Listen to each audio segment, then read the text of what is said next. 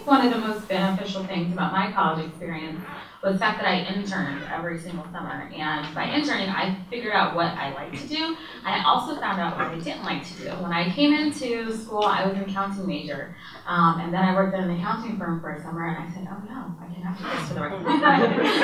So I think it was just really important to have those experiences. And I feel like especially as creatives and especially as people on the marketing side and advertising, you learn a lot of great stuff inside of the classroom, but what is really going to speak volumes when you start interviewing and when you're looking for roles is really the type of experience, the ways that you've applied what you've learned in actual work setting, and the stories that you can tell from that work setting that will apply to the next role that you want to move into. So I would encourage everyone to, intern as much as you can. It's a great way of not only networking, which I'm very much a proponent of, but also just learning what you do not want to do and steering clear of that in the future. I actually have a very, very similar story in terms of what my most beneficial college experience was. I have never considered myself to be an academic. I think as I've gotten older, I've become more and more of an academic mindset in some respects. But certainly, going to school in the UK, unlike in the US, you have to specialise very, very quickly. And so at a very young age, you say what you are good at and what you're not good at, which is one of the reasons why I love the American system, because you get a longer period of time to really figure out before you start saying, no, I really can't do that, and this isn't for me. So one of the things about college that was great was, for me, was getting the hands-on practical experience, because I didn't consider myself to be an academic, and I still don't really feel that way, that I am. It's more, I feel like I'm one of those people, and maybe you'll identify with this or not, that learns more when I'm out there interacting with people and I'm getting that hands-on experience. I interned as a graphic designer and realised very, very quickly, as Zoe did, that it wasn't for me, and hats off to people like Kati that are really good at it. I realised that I sucked, and it wasn't something that I should do at all. So it was good to kind of be out there and to be figuring out what I did and what I didn't like from a pretty early point during my college time, and then also just continuing with that, growing, finishing school. There was part of me that as soon as I finished was I need to find the career that I'm going to be in and make sure that this is it, because I need to be at this point at this age and at this point at this age. And by the time I was in my mid-20s, I realised that I wasn't, in the career that I thought that I wanted to be in forever. And I kind of just had a reset and a real sort of think about what did I want to do in the future. And I think that continually learning and not putting so much pressure on yourself to have to say, this is what I want to do right now and it's forever. Giving yourself the opportunity to restart and press the reset button every now and then is a really good, the best piece of advice that I can give, anyway. I think compared to the rest of the ladies, I now realize I must have been swinging from tree to tree. Well, I grew up in Malaysia, so I didn't I did my degree in London, but obviously the education system is very different in Asia. We didn't do a lot of internships, maybe they do now, but even when I was studying in London, I would go back to Asia, and I think I only interned a month as an auditor. It was horrible. That was all I lasted. Never did it again. So, one of the things I did that I think really contributed to what I do go back to, the skills that I do go back to every now and again, is with a lot of the repositioning, the rebranding, there's a lot of things that I do. There's a lot of tactical strategy behind it. There's a lot of planning. There's a lot of structured thinking. And one of the things I think the best decisions I made, and my father now finally agrees, is when I finished my A-levels, I didn't want to go straight into a degree. I took 6 months out, and I did a business vocational qualification and review. Sure. And it was just 6 months. It was almost like learning how to be a secretary. Day one in, lecturer was dictating, everybody flew across the keyboard. I was trying to find A. I had to go back every night and do the typing tutor, but then I have to say, 6 months later, I came out of it with really good, sound, basic business management skills. It's not really about, I think, the secretarial part of it. It was just about, to me, it was training my mind how to sort of just be really methodical in what I do. I still, get to apply all my creativity or my marketing skill sets to it. It's just that for what I do right now, there's just so much planning that goes into it. There's, we're getting ready to rebrand 14 hotels across North America, and this, before we can even plan an internal announcement, there's a lot of background work that needs to be done. So I always think it's good to have a variety of skills, because you never know, when you're going to need it. Thank you. So I think we want to kind of wrap up some of the stuff that they were talking about, kind of summarize some of the stuff that they were talking about. So everybody kind of here mentioned things that they did during their college years, but that were outside of their classroom. And I think that that's very, very important to pay attention to. Everybody graduates with a degree, and I always tell people that are in college this, and people when they're interning, I tell them the same thing. Everybody graduates with a degree, so what sets you apart is everything that you did besides that. And so it's always kind of interesting. I did 4 internships when I was an undergrad as well. I didn't do as much networking, but that's one of the things that I always try to push now, because you see the value of those things later in your careers when you need to get introductions to people, when you need to get shoe-ins into places. And once you start building those networks earlier rather than later, it gives you an advantage to already have some kind of a presence in that industry, in your field. And there's lots of things that you can do while you're still in school that you don't have to wait until you graduate to do. And so I actually spoke at a digital analytics conference a few months back here at NYU as well. And some of the same students that were at that conference are at this conference today. And so I was approached by a few of them earlier today about what else can they do if they're going into marketing analytics. And there's so many things that you can do. Don't wait for it. There's certifications, Google Analytics certifications, the Google AdWords certifications. Those are free to do. You can do those now, and that already gives you a leg up on everybody else. Same thing, creating a website, creating a blog. Those things, you can do those now. You can do this with a Wix, with a Squarespace, even if it's just to play around so you can figure things out along the way. I strongly, strongly encourage you to get involved and get your hands dirty, and not just kind of lean back on what you're learning in class, but actually take the time to put that stuff into practice and see it come full circle. Okay, so the next question. So leaving college now, leaving the college years, what's been the most valuable work experience that you guys have had that has contributed to where you guys have landed now? So for me, the big shift happened when we started working on a very large integrated content program. The Economist Group had never done anything like it. This was for General Electric, so they were a very large partner.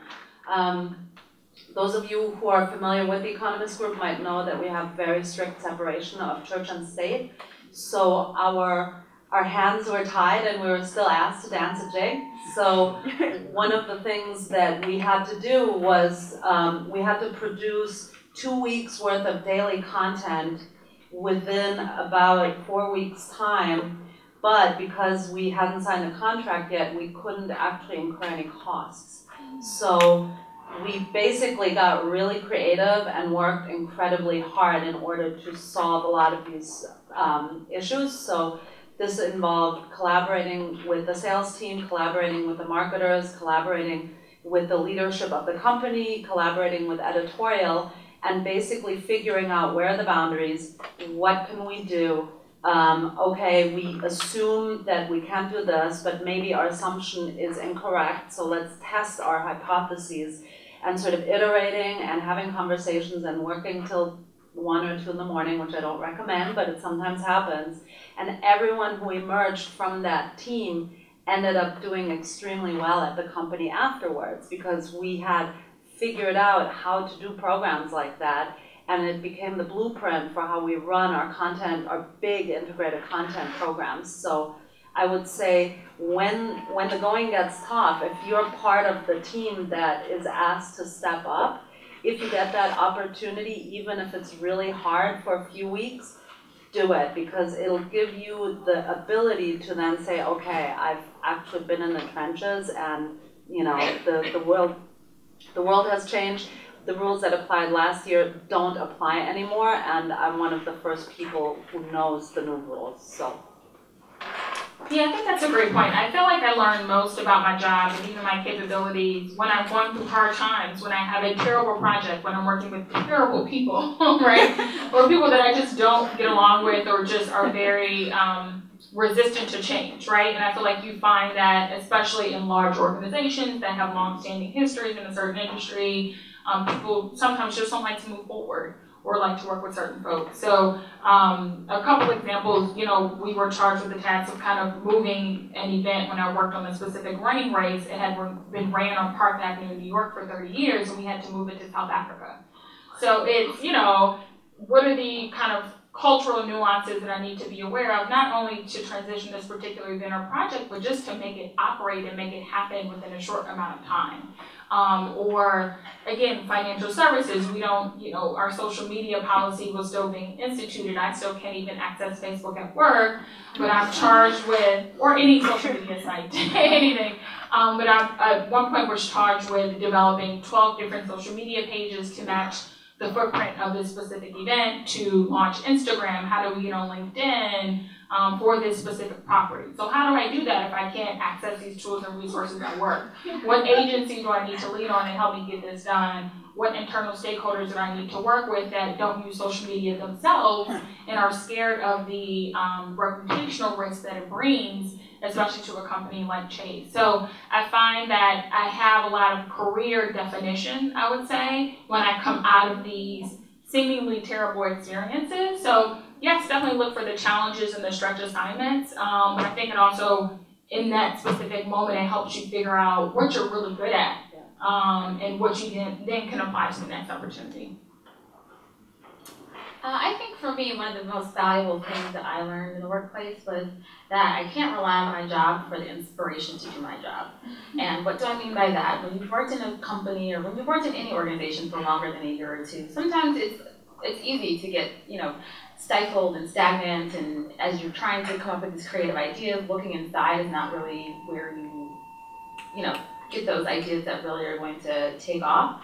So I learned very early on that I need to make sure that I'm engaging in things outside of my work, my 9-to-5 job, in order to create inspiration for my job. So for example, about 2 years ago, I felt like my creativity needed to be, you know, re-upped, and so I enrolled here at NYU in their digital marketing certificate program. I took 6 courses, and it gave me like just completely new energy, completely new ideas, and completely new strategies and tactics to take back to my job. I was lucky to have my company pay for it, but it was something that was, you know, I'm getting the inspiration from other places besides my job. I make sure to read a lot of articles. I'm a beauty and fashion blogger, so I've actually been able to take opportunities or things that I'm doing in my personal life as a blogger and apply it to my company, because I'm also managing influencer relations. So I always tell people to, you know, make sure you're don't just rely on your job for the inspiration to do your job. Make sure you're looking outside of that, and that's where sometimes the best ideas come from. Yeah, I think that's a really, really good point. Since I left The Economist 2 years ago to set up on my own, one of my biggest kind of career work experience, and I'm going to say challenges, was being inspired on a day-to-day basis, because I'm often working alone, and I'm sitting at my laptop, and sometimes I don't have that kind of buzz happening around me. So one thing that I've done is recently I joined an organisation called Civic Hall. They're a community that's just launched in New York earlier this year, and they're basically around everything to do with civic technology. And I'm in there 9 to 5 at least every single day. And because of that, I'm constantly engaging with people that work in different industries and different areas, and I'm getting reinvigorated with my own job and re-inspired with what I'm doing myself, because there's different energy around me. And so giving yourself the exposure and ability to meet other people and network and collaborate is, I think, really, really key. If you're like me and you work kind of alone, 90% of the time. I will say that picking up on something that Nubia said in terms of challenges and finding your hardest time coming through that and having learned something. Mine, I would say, was last year. I was the program director for the Abu Dhabi Media Summit, and what that meant was having to work with a culture that I really didn't know anything about. I was in Abu Dhabi for a while and working with the government, and I can tell you that was interesting. It was really interesting, and it was an amazing learning experience, and it was tough, and it was really hard, and everything that Kati said about going through the projects and stepping up to the challenge when you're confronted with something that's really, really difficult, but getting through it and then realizing on the other side that you've actually taken away from so much. I would say that would probably the Abu Dhabi experience was my moment of that in recent times anyway.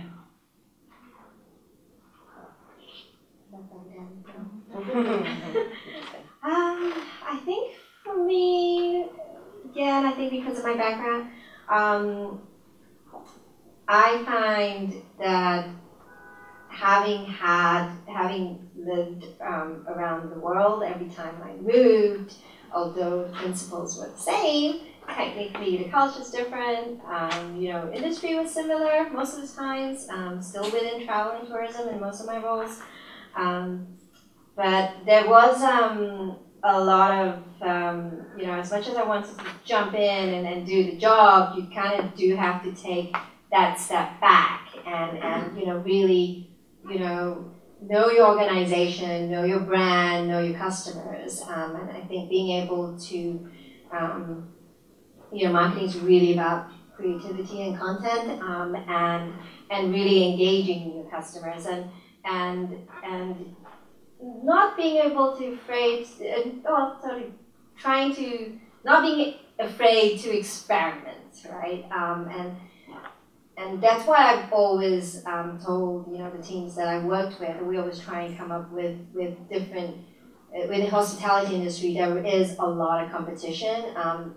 Millennium Hotels, in comparison to the big boys, we call them, is a very, very small group, and so we try and differentiate ourselves by doing more unique things. So I think one of the fun things we did for the group, because hotels are generally being hammered because revenue is not up to scratch and everybody's being having budgets drummed in. It's always about numbers.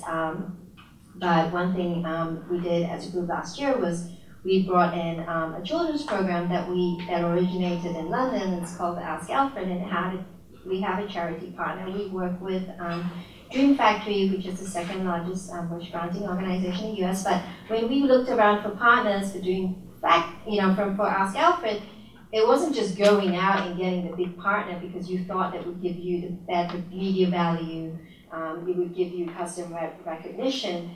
We actually went out and looked for partners that were similar in size, had the same kind of, what they wanted to do, the objectives that we had, and that's how we became a group. And with launching the program again, we are a much smaller group, so we decided to be a little bit more unique, because it all revolves around Alfred the little bear and a little kid. We don't make any money out of it. It just wanted to be something that we were giving back to our guests. We do donate money for every kit that we sell. We launched it in conjunction with National Teddy Bear Picnic Day.